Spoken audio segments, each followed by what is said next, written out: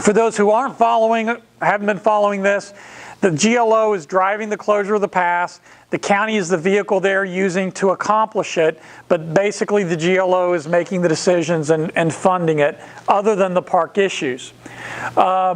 The history here is that right after I took office and this was in process, I said, you know what, the GLO's made these promises about the park and the pier being built where the rollover is, but you know what, there's nothing in writing. And I heard a lot of concerns from local residents about the state's not going to keep its word. And so that was probably the smartest thing I did as county commissioner. I said, you know what, that makes sense. We're going to go get that deal in writing, not because I don't trust the people at the GLO, but because they got a lot of cooks in that kitchen and those cooks change and people are going to forget.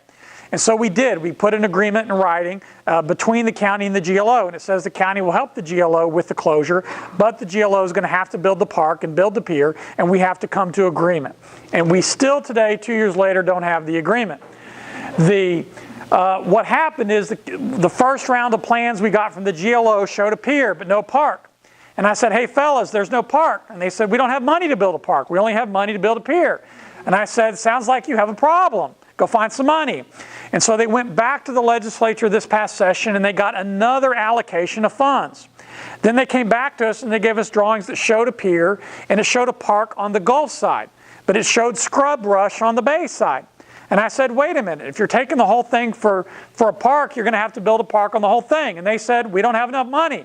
I said, sounds like you have a problem. Go find some money. So again, they went back out and dug around and they found some community development block grant funds, CDBG funds, that they're adding to the project. Now they have 3 pots of money. The money they got 2 years ago, the money they got this year from the legislature, and CDBG funds. And they're going to put all those things together in order to build the park and the pier.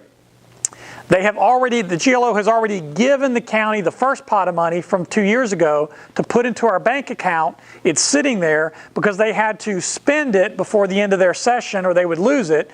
So we're holding on to it, but not doing anything with it until we reach agreement on what the park will look like. The design on the park and pier configurations are complete, largely. I literally got the most recent versions a couple of days ago. There are some minor plan revisions that we have to make.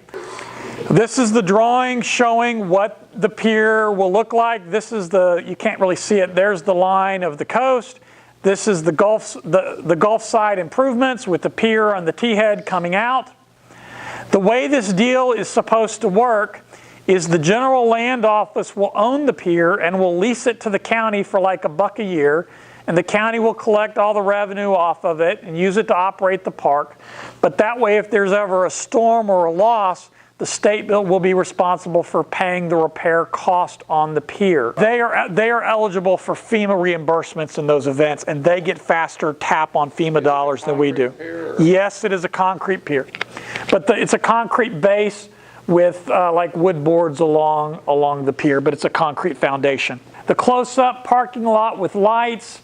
As well as there's going to be under here a storage area. This area along the beach is going to have a rental area for umbrellas and chairs, and there'll be a vendor area to store those. I didn't bring the renderings because I just got them. On the bay side is going to have walking trails with the nature observation deck. This is the rendering of the nature observation deck we're looking at putting in. We'll have static exercise stations along the walking trails with restrooms and lighted parking area, as well as a small covered pavilion with picnic tables over on the bay side as well. So next steps would be, once we finish our minor revisions to the plan, hopefully get agreement with the GLO. Each side would then approve the plan, which ought to take place over the next month or so. Once that happens, the ball would be in the GLO's court to move forward with acquiring the property from the Beaumont Rod and Gun Club. That is an issue that the GLO would handle. We're just kind of there waiting. Yes, sir? What would do to the base on the east side of town? Wow. Okay. So this is. I don't want to spend a ton of time on this because it's a controversial issue and there are differing opinions. Right? Right, Ted? Where's Ted? There are differing opinions. I have for 2 years said I am not a scientist and I have not researched it and I don't care to because I'm not making the policy on this issue.